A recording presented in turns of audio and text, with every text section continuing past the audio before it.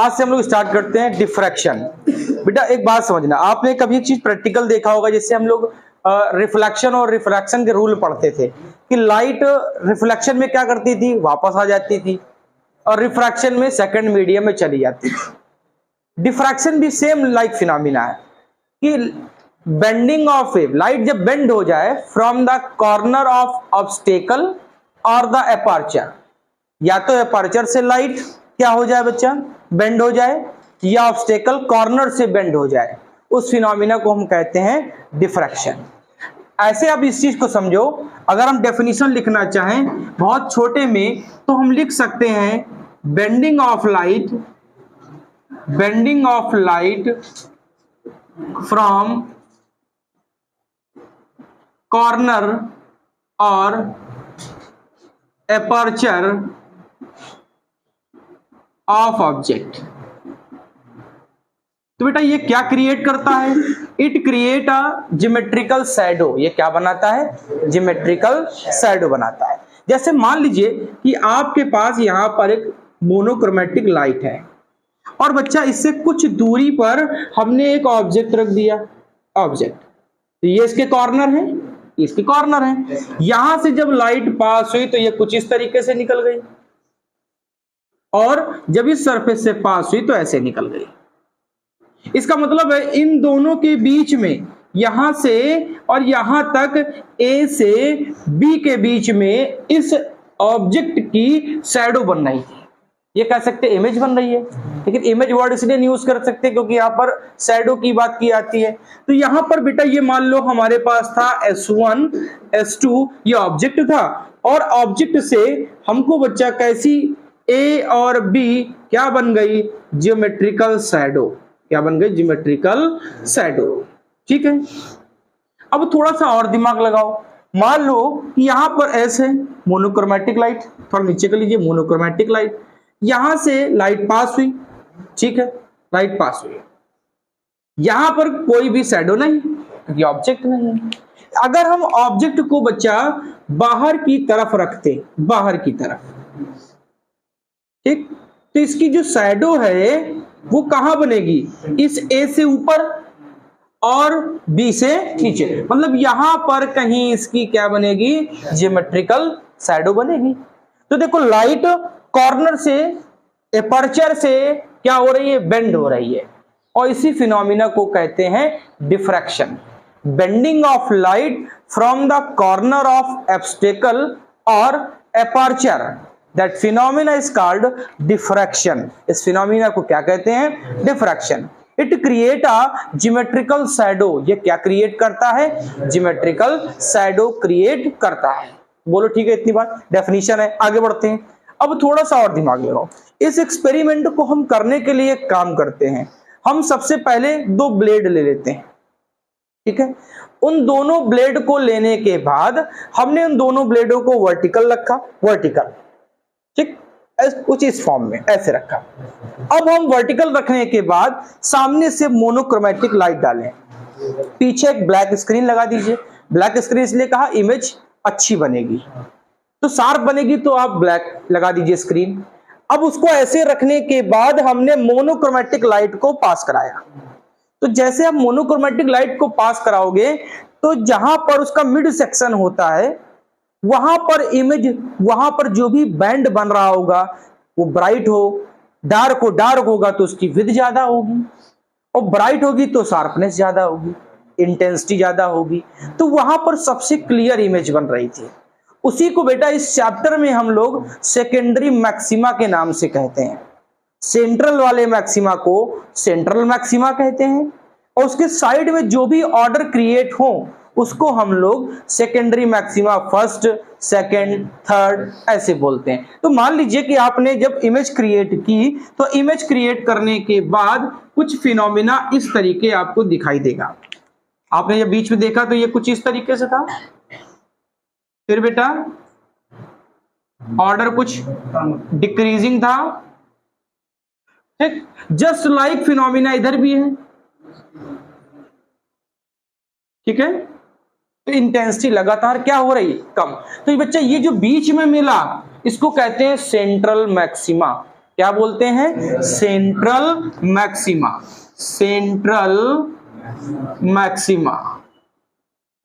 बेटा ये जो मिल रहे हैं जहां पर शैडो है, लाइट पहुंच नहीं पा रही है, तो जहां लाइट नहीं पहुंचती है वहां पर बच्चा इमेज बनती नहीं, वहां पर इमेज बनती नहीं, तो क्योंकि वहां डार्कनेस रहता है तो इमेज बनती नहीं। तो यहां देखो लाइट नहीं पहुंच रही, तो इनको क्या कहते हैं बच्चा? इनको डार्क कहते हैं, डार्क फ्रिंज बोल दो, या यहां पर इसको मिनिमा कहते हैं। क्या कहते हैं? मिनिमा। आप चाहो तो डार्क फ्रिंज कह दीजिए, नहीं तो आप बोल सकते हैं मिनिमा। ठीक, ये वाला बेटा सेकेंडरी मैक्सिमा कौन सा? फर्स्ट, ये सेकेंडरी मैक्सिमा सेकंड, ये सेकेंडरी मैक्सिमा थर्ड। इतनी बात ठीक है। जहां पर लाइट 100% पहुंचे, 100%, वो होता है central maxima, image very bright very sharp हो। जहां पर लाइट 75% पहुंचे या 50% तक आ जाए तो उसको कहते हैं सेकेंडरी मैक्सिमा, सेकेंडरी मैक्सिमा।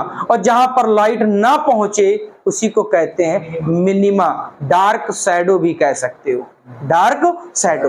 तो हमने क्या किया? हमने दो ब्लेड ली, उस ब्लेड को ऐसे वर्टिकल रखा इक्वल, और उसके आगे के सरफेस से मोनोक्रोमेटिक लाइट को पास कराया।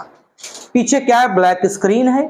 उस स्क्रीन में हमने देखा सामने सबसे ब्राइट थी इमेज, सबसे ब्राइट, और उसके बाद साइड में जो इमेज बन रही थी उसकी इंटेंसिटी लगातार क्या हो रही थी? कम। इसके पिछले चैप्टर में आपको मैंने बताया है कि विद डायरेक्टली प्रोपोर्शनल होता है इंटेंसिटी के साथ, या इंटेंसिटी डायरेक्टली प्रोपोर्शनल होता है स्क्वायर ऑफ एम्पलीट्यूड। जरा देखो एम्पलीट्यूड लगातार कम हो रहा है, तो एम्पलीट्यूड कम हो रहा है इसका मतलब इंटेंसिटी भी कम होगी। बेटा इंटेंसिटी कम होगी तो विद भी कम होगी अकॉर्डिंग टू इंटरफेरेंस। किसके हिसाब से? इंटरफेरेंस के हिसाब से। बोलो इतनी बात ठीक है? तो ऐसा कुछ मिल रहा था। हमने ब्लेड को कैसे लिया? दो ब्लेड ली, उनको वर्टिकल रखा, पैरेलल शिफ्टिंग की, बराबर रखा, सामने टॉर्च। टॉर्च से अच्छा है कि मोनोक्रोमेटिक लाइट, लेजर लाइट को यूज करो क्योंकि उसका फोकस एक जगह होता है और टॉर्च का फोकस चारों तरफ होता है, तो इमेज सही से बनेगी नहीं। तो मैंने जब स्क्रीन पर देखा तो सामने सबसे इमेज शार्प थी, बगल में इंटेंसिटी कम होती चली जा रही थी ऑर्डर में। या दूसरा ऑब्जर्वेशन सुन लो, बायोलॉजी में एक स्लाइड है, स्लाइड ले लो। उस स्लाइड में क्या करो? उस स्लाइड में सबसे पहले बेटा एक साइड ब्लैक पेंट कर दो, और पेंट करने के बाद ब्लेड से स्क्रैच मार दो। ठीक, अब हम क्या करें? उस स्लाइड को ऐसे वर्टिकल रखें, वर्टिकल जहां पर आपने स्क्रैच मारा है। अब हम सामने बल्ब रख दें या फिलामेंट रख दें, सामने फिलामेंट। हम देखेंगे किसको? किसको? जहां पर स्क्रैच किया था उसको देखेंगे वाया लाइट। सामने क्या है? फोकस। तो आपको क्या दिखाई देंगी? कुछ बैंड दिखाई देंगे जिनकी थिकनेस लगातार कम होती जाती है, जिनकी थिकनेस या विड्थ लगातार कम होती जाती है। एक ये ऑब्जर्वेशन है। तो ऐसे बहुत सारे ऑब्जर्वेशन हैं।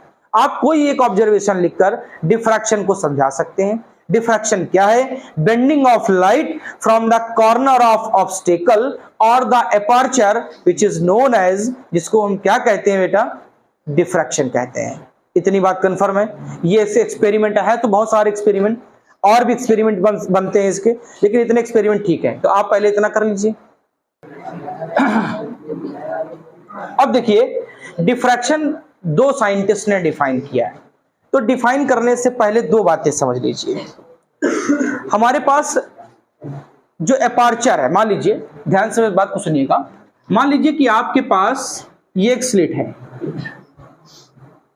ये स्लिट है, ठीक, ये बेटा इसका एपर्चर है। यहां पर हम लाइट डाल रहे हैं जिसकी वेवलेंथ लैम्डा है। लाइट है जिसकी वेवलेंथ बच्चा कितनी है? लैम्डा है। बहुत ध्यान से मेरी बात को सुनिएगा। वेवलेंथ कितनी बेटा? लैम्डा।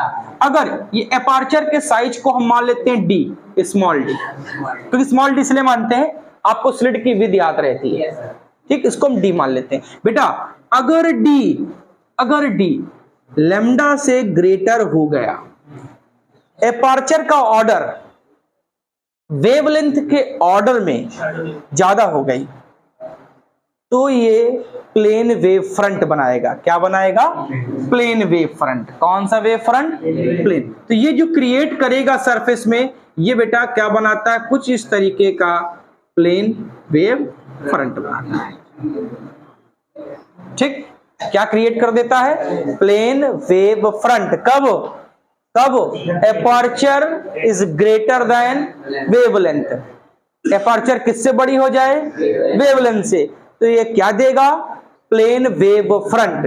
क्या देगा बेटा? Plane wave front. आपको क्या दे रहा? Plane wave front. कुछ लोग कहते हैं डिफ्रैक्टिंग वेव फ्रंट, क्योंकि डिफ्रैक्शन पढ़ रहे हो तो डिफ्रैक्टिंग वेव फ्रंट कह देते हैं। ठीक, अब देखो बेटा, इसी बात को और आगे देखो। ये हमने लिया, ठीक, ये स्लिट, ये एपर्चर है, एपर्चर, इसको बेटा हमने लिखा डी, और यहां पर लाइट है, एक तरह से कह सकते हो वेवलेंथ लाइट लैम्डा।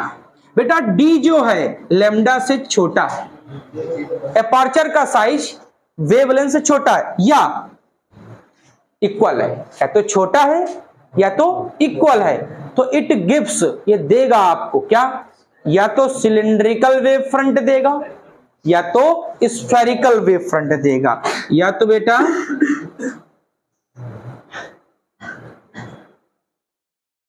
ठीक, ये आपको क्या देगा बेटा? स्फेरिकल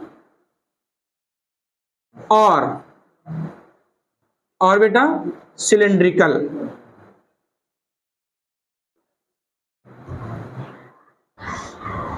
या तो बेटा आपको स्फेरिकल वेव फ्रंट दे देगा या तो बच्चों आपको क्या दे देगा?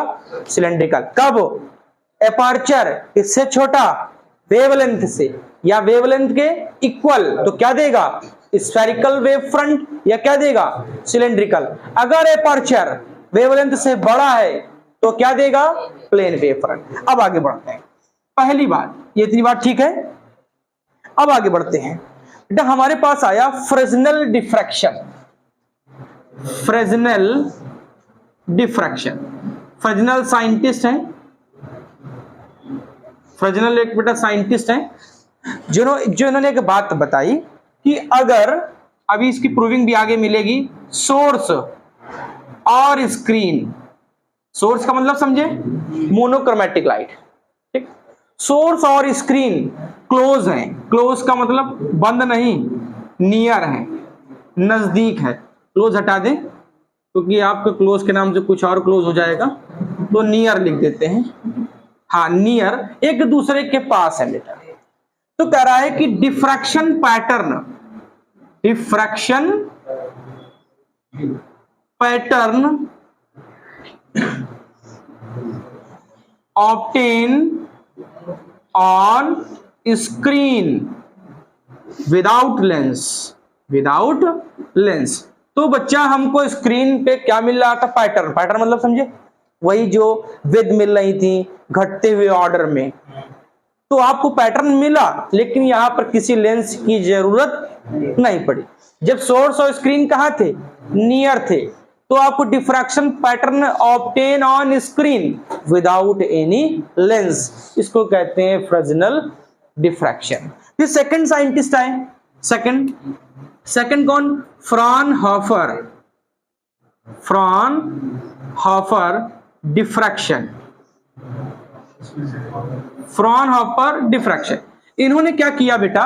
सोर्स और स्क्रीन को बहुत दूर दूर कर दिया, सोर्स और स्क्रीन को बहुत दूर कर दिया। तो सोर्स और स्क्रीन को दूर कर दिया, तो अवे फ्रॉम ईच अदर, एक दूसरे से दूर कर दिया। जस्ट लाइक इन्फिनिटी, जैसे कहां चला गया हो? इन्फिनिटी पर। तो बेटा समस्या ये है कि इन्फिनिटी पर है तो लाइट को कन्वर्ज करने वाला कोई चाहिए, क्योंकि वो इन्फिनिटी पे जा रही हैं। तो कन्वर्ज करने के लिए या डिफ्रैक्शन पैटर्न को देखने के लिए, किसको बेटा? किसको? डिफ्रैक्शन पैटर्न को देखने के लिए, हिंदी से लिख दे रहा हूं, देखने के लिए क्या किया बेटा? कॉन्वेक्स लेंस लगाया। कौन सा लेंस लगाया? Convex lens. मतलब पैटर्न दिख नहीं रहा था, तो पैटर्न को देखने के लिए कौन सा लेंस लगाया? Convex lens. ठीक, जैसे लड़का और लड़की को अलग कर दिया जाए तो तीसरा काम पोस्टमैन करता है, बीच वाला, जो चिट्ठी का ट्रांसफर, इधर से चिट्ठी लेता है उधर ट्रांसफर, तो उसी पोस्टमैन को आप समझ लीजिए कॉन्वेक्स लेंस। इतनी बात को ठीक है भाई? ये सोर्स और स्क्रीन को दूर कर दिया, दूर करने वाले कौन? पिताजी। सोर्स को स्क्रीन से दूर कर दिया तो भैया इमेज कैसे बनेगी? बनाने के लिए क्या करना पड़ेगा? तीसरे को सहारा लाना पड़ा। वही तीसरा कौन? जिसको आपने 2 रुपए की चॉकलेट से काम चलाया, जिसको लॉलीपॉप दिया, वही तीसरा। हाँ, तुमको मिलेगा भी। जब बेटा सोर्स और स्क्रीन को दूर कर दिया तो diffraction pattern can not obtain on screen. तो अगर स्क्रीन पर चाहिए तो it have used to convex lens because convex are converging, क्योंकि कॉन्वेक्स कैसा होता है? कन्वर्जिंग। यही फ्रॉनहोफर ने दिया। बेटा इन दोनों का एक मिलता जुलता फॉर्मूला है, अब वो फ्रेजनल डिफ्रैक्शन में भी यूज होता है और फ्रॉनहोफर में भी यूज होता है, जिसको हम कहते हैं DF, डिफ्रैक्शन ऑफ फ्रेजनल या फ्रॉनहोफर, कहते हैं बेटा d square by lambda. DF किसके इक्वल होता है? d square by lambda. यह ध्यान रखना, DF कोई अलग से यूनिट नहीं है, इसकी यूनिट क्या होती है? मीटर या बेटा एंगस्ट्रॉम। मीटर भी हो सकती है और एंगस्ट्रॉम। बेटा D आप जानते हो, विदाउट स्लिट, विदाउट स्लिट, या स्लिट की लेंथ कहो, स्लिट की विड्थ कहो, स्लिट का सेपरेशन कहो, एक बात। और लैम्डा आप जानते हैं वेव लेंथ। जब सोर्स और स्क्रीन पास पास, तो पैटर्न को स्क्रीन पे देखने के लिए किसी लेंस की नीड नहीं, तो वो फ्रेजनल डिफ्रैक्शन है। सोर्स को स्क्रीन से दूर कर दिया तो पैटर्न कैसे देखा जाए? देखने के लिए लगा दिया कॉन्वेक्स लेंस। क्यों? कैसा है? कन्वर्जिंग है। कैसा है बेटा? कन्वर्जिंग है। इसको कहते हैं फ्रॉनहोफर डिफ्रैक्शन। ठीक है, बात नोट कर लें। जाना चाहो जा सकते हो। देखिए अब diffraction due to single slit का डेरिवेशन देखते हैं। देखो बेटा, यहां पर हमने सबसे पहले एक स्लिट S ली। ठीक, अब स्लिट S से लाइट एमिट हो रही है। बेटा यहां पर हमने कॉन्वेक्स लेंस लगा दिया। ठीक, कॉन्वेक्स लेंस। बेटा कॉन्वेक्स लेंस क्या कर देगा? इसको पैरेलल कर देगा, इसको कर देगा। ठीक है, फिर हमने बेटा यहां पर इन्हीं दोनों को हम स्लिट मान लेते हैं। ठीक है, इन्हीं दोनों को हम स्लिट मान लेते हैं और सामने बेटा हमने यहां पर स्क्रीन लगा दिया, स्क्रीन। ठीक, अब थोड़ा सा दिमाग लगाना बच्चा। मान लो कि लाइट यहां से निकलती तो सीधे जाती। बेटा हमने यहां पर एक लेंस लगाया, यहां पर हम एक बड़ा सा लेंस ले लेते हैं जिससे फिगर में हमको आसानी रहे। एक हमने लेंस लगाया, कॉन्वेक्स लेंस। ठीक है बेटा, जरा ध्यान से देखो, अगर हम यहां से इसको slit, double slit S1 S2 कर लें, इसको S1 इसको S2। बेटा जरा देखो, इसको ऑप्टिकल सेंटर के नाम से कहते हो आप लोग, ऑप्टिकल सेंटर कहते हो। बच्चा जरा एक फिगर देखो, यहां से अगर हम लाइट पास कराते ऐसे, और बेटा यहां से पास कराते हैं, ठीक बात, तो शायद यहां पर आके मिल जाती। बोलो बात सही? ठीक, यहां पर आकर सीधे मिल जाती। और यही है हमारा सेंट्रल मैक्सिमा, सेंट्रल मैक्सिमा। लेकिन थोड़ा सा और दिमाग लगाओ, अगर हम इस लाइट को ऊपर से पास कराते, ऊपर से, मान लीजिए मैंने यहां से पास कराया, ठीक, तो ये क्या करता? कन्वर्ज करता, और कन्वर्ज करके मान लो यहां पे ले आता। ठीक है, अगर बेटा हम यहां से पास कराते, यहां से पास कराते, तो ये भी क्या करता? कन्वर्ज करता और यहां पे ले आता।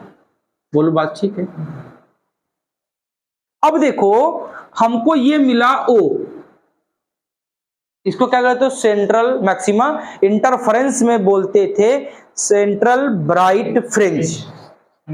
ये देखो यहां से यहां तक शिफ्ट हो गई, इसको मान लेते हैं हम लोग x। स्लिट और स्क्रीन को मान लेते हैं कैपिटल D। बेटा डबल स्लिट को मान लेते हैं स्मॉल d। बोलो फिगर समझ में आया?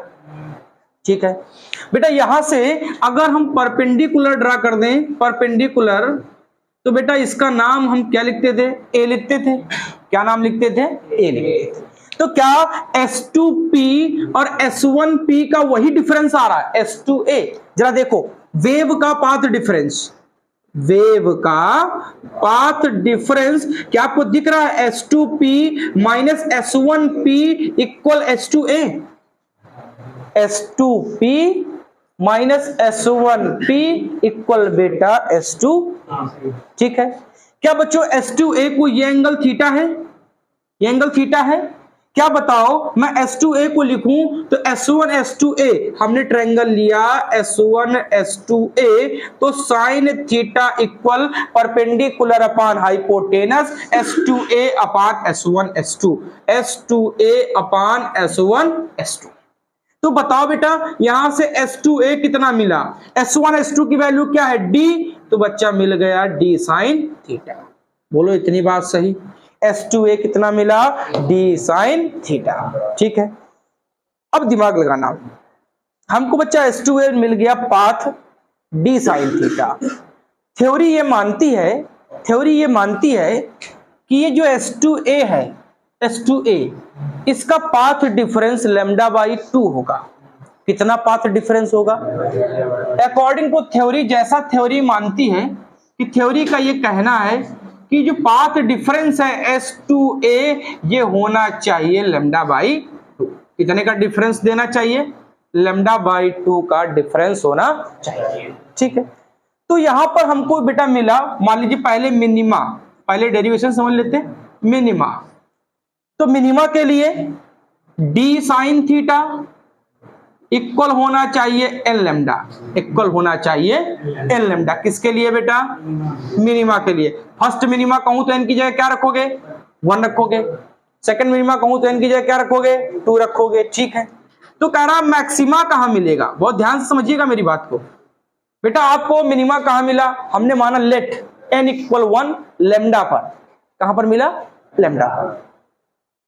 तो मैक्सिमा कहां मिलेगा? अरे सेपरेशन तो लैम्डा बाई 2 ये मान रहे हैं पहले से, और मिनिमा मिल रहा है आपको लैम्डा पर। तो बताओ टोटल पाथ हो गया 3 लैम्डा बाई 2। अरे फर्स्ट मिनिमा कहां मिल रही?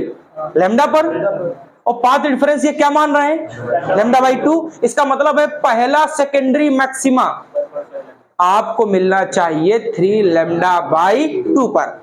तो दूसरा कहां मिलना चाहिए? यहाँ 2 लैम्डा, यहाँ 2 लैम्डा, और 2 लैम्डा में लैम्डा बाई 2 जो ऐड करो 5 लैम्डा बाई 2, ये 3 लैम्डा, लैम्डा बाई 2 ऐड करो 7 लैम्डा बाई 2। तो कुछ ऑर्डर आपको ऐसा नहीं मिल रहा कि D sine theta equal 3 lambda by 2, 5 lambda by 2, 7 lambda by 2। क्या मैं इसको लिखने के लिए 2n प्लस 1 लैम्डा बाई 2 कर दूं? जहां पर n की वैल्यू 1 से स्टार्ट करूंगा, n इक्वल 1 2 3। बताओ क्या? D sine theta equal 2n plus 1 lambda by 2। जरा n की वैल्यू 1 रखो, 2 1 या 2 1, 3 लैम्डा बाई 2। 2 रखो, 2 2 या 4 1 प्लस 5, 3 रखो, 3 2 या 6 1 7। मतलब फिनोमिना करेक्ट है कि D साइन थीटा किसके इक्वल होना चाहिए? 2n plus 1 lambda by 2। आपसे कहे फर्स्ट सेकेंडरी मैक्सिमा n1 रखिए, सेकंड सेकेंडरी मैक्सिमा n2 रखिए। फर्स्ट मिनिमा कहे, मिनिमा को मैं बता चुका हूं उपनाम डार्क, ठीक, और कुछ हो सकता है शैडो। मैक्सिमा का दूसरा नाम ब्राइट, तीसरा नाम कहीं आपने नाम सुना होगा कंस्ट्रक्टिव। आपने क्या नाम सुना था? कंस्ट्रक्टिव। तो इसको क्या कह सकते हो? तो बेटा इसका दूसरा नाम है कंस्ट्रक्टिव। क्या नाम बच्चा? कंस्ट्रक्टिव। इसका नाम क्या? डिस्ट्रक्टिव। तो D sine theta equal n lambda किसमें? मिनिमा में, और D sine theta equal 2n plus 1 lambda by 2, ये है बच्चा मैक्सिमा। अगर मैं आपसे कहता central maxima, central maxima n0 zero रखो तो क्या मिल रहा है लैम्डा बाई 2। जरा देखो अभी मैंने कहीं लिखा ये x कितना मानना चाहिए आपको लैम्डा बाई 2, तो x कितना है लैम्डा बाई, बोलो इतनी बात सही है ठीक, इतना नोट करें पहले। अब देखिए इस बात को हम जरा फिगर से पैटर्न को कुछ समझ लेते हैं। मान लीजिए कि आपके पास हम थोड़ी देर के लिए कि यहाँ पर हमारे पास बहुत सारे पैटर्न हैं, उसको हम लेंथ में ले जाना चाहते हैं और हमको बनाना है क्या सेंट्रल मैक्सिमा, या आप इसी को कुछ लोग कह सकते हैं ब्राइट फ्रिंज, ब्राइट फ्रिंज ठीक। तो फिगर से समझना, हम बेटा यहां पर ऐसा करते हैं, हम पहले लेंस बना देते हैं फिर फिगर को बनाते हैं। लेंस बहुत हष्ट पुष्ट बन रहा है, कुछ ज्यादा ही खाता पीता हुआ लग रहा है, थोड़ा कमजोर चाहिए मुझको। हाँ ठीक, लगे कि इसको पोलियो है। चलिए तो बेटा ध्यान सुनना, बेटा यहाँ पर first second third fourth fifth 6 7 8 9 10 11 12, बहुत ध्यान समझना, जो बात कर रहे हैं वो होशियार हैं, उनको ज्यादा आता है। तो 1 2 3 4 5 6 7 8 9 10 11 12, कम ज्यादा भी हो जाएंगी, कम ज्यादा आप कर सकते हैं, मैं सेट बना रहा हूं इसलिए। अब देखो ये शायद 6 वाला बीच में है, इसको आगे बढ़ाओ ठीक।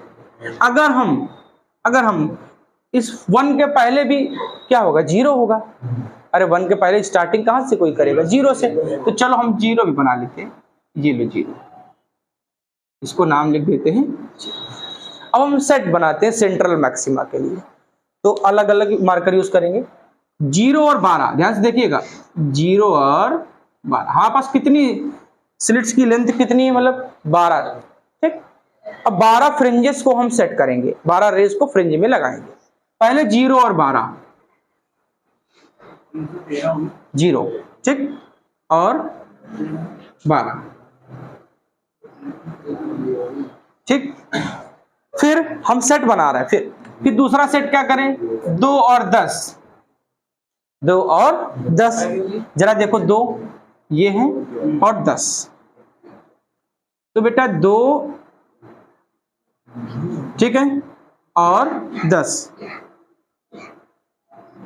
ठीक, ये हुआ 2 और 10 का सेट। फिर तीसरा सेट बनाओ, तीसरा किसका बना दें 4 और 8, 4 और 8, तो 4 ये है और 8 बेटा ये है, तो ये है 4 और बच्चा ये है 8।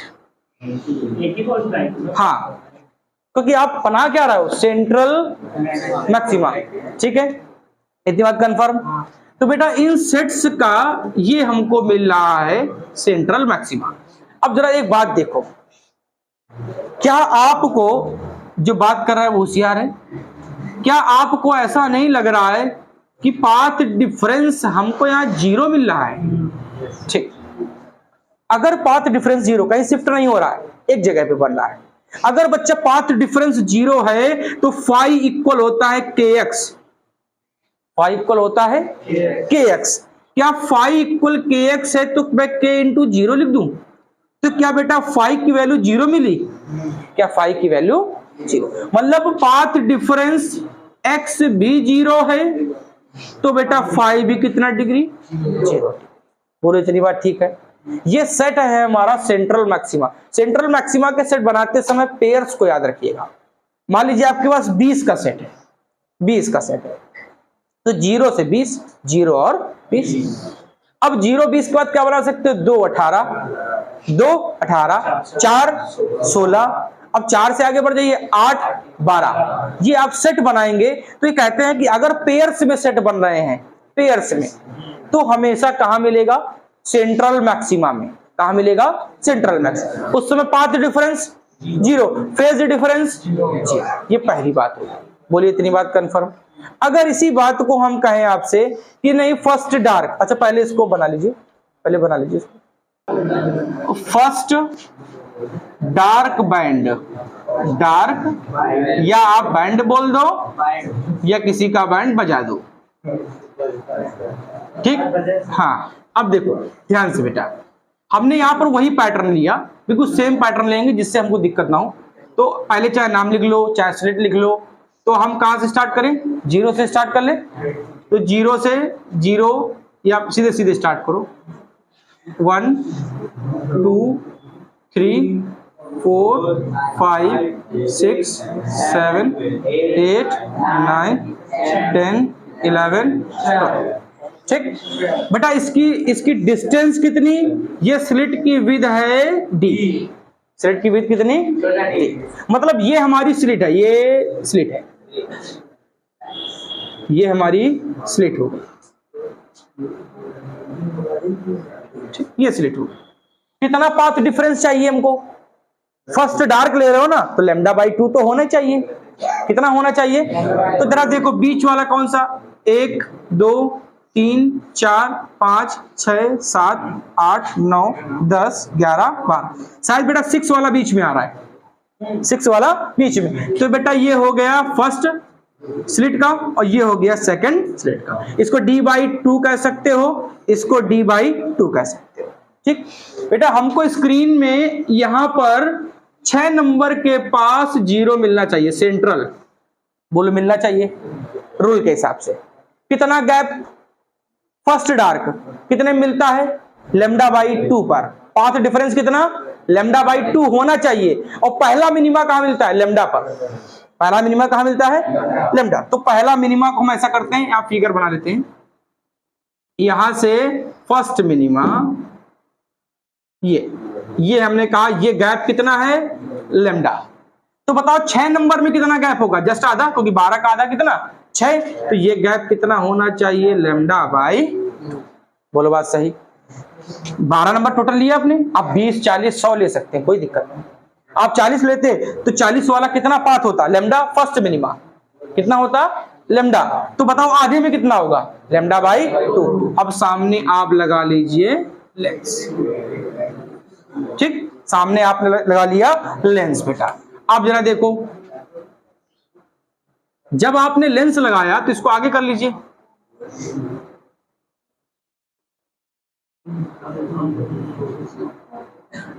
अब देखिए बहुत ध्यान से देखिएगा, सेट देखिए, यहां से पहला और 6 के बाद पहला कौन, 7, मतलब 1 और 7, ऊपर से बोलो 2 और 8, 3 और 9, 4 और 10, 5 और 11 और 6 तो सेंट्रल का है, 6 तो सेंट्रल का है, बोलो बात ठीक है। और 12 लास्ट है। तो अब बताओ, इमेज बनाओ, 1 और 7, ये है 7, ये है 7, ठीक, ये है 1 और 7, बोलो बात ठीक। अब बनाओ 2 और 8, 2 और 8 वही मिलेगा, ये 2 और ये 8, ठीक। फिर बेटा 3 और 9, बोलो ठीक है। ऐसे ही बेटा 4 और बेटा, बोलो बात सही, ऐसे 5 और 11, बस ठीक है इतना। तो बताओ यहां पे मिल रहा है O', बताओ ये कितना सेपरेट हो गया, λ/2, कितना सेपरेट हो गया, λ/2। और λ/2 पे हमको क्या मिल जाता है, पहला डार्क बैंड, क्या मिल जाता है, डार्क। वो बात अलग है कि पाथ डिफरेंस कितना होता है, लैम्डा, कितना पाथ डिफरेंस, लैम्डा, लेकिन यहाँ पाथ डिफरेंस कितना, λ/2। क्या समझदार हो, एक्स की वैल्यू क्या मिल रही है, λ/2। जरा बताओ फाई इक्वल क्या होता है, kx, बताओ k कितना होता है, 2π/λ, x कितना है, λ/2, लैम्डा से लैम्डा, 2 से 2, बताओ फाई कितना, पाई, शाबाश। फेज डिफरेंस कितना होगा, पाई, कितना होगा बेटा फेज डिफरेंस, ये चीज याद रखना आप। अगर फर्स्ट मिनिमा है तो उसका फेज डिफरेंस कितना होगा, पाई होगा। और पाथ डिफरेंस आप जानते हो कहां मिलता है, λ/2 पर मिलता है, बोलो इतनी बात ठीक है, ठीक है।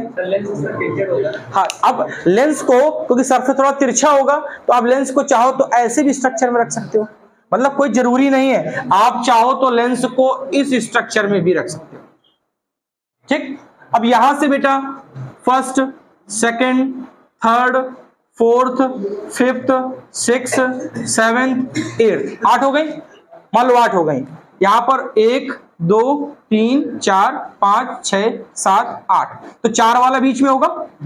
यहां स्क्रीन लगी है, यहां पे स्क्रीन है, तो 4 वाला कुछ ऐसे जाके बन मिल जाएगा। ठीक, अब देखो पहला और पांचवा, पहला पांचवा, ठीक। फिर बेटा सेकंड 6, फिर बेटा थर्ड, देखो आप ऐसे बना लीजिए। तो देखो ये जो सेपरेशन मिल रहा है ये स्लिट है, ये स्लिट है, ये आधा हो जाएगा तो d/2, ये d/2। तो इसका जो पाथ मिल रहा है पाथ मिल रहा है ये कितना होगा, ये लेमडा। तो 4 नंबर पे कितना होगा लेमडा भाई। आप चाहो इसको ऐसे बना सकते हैं। बोलो ठीक है, बात कन्फर्म है?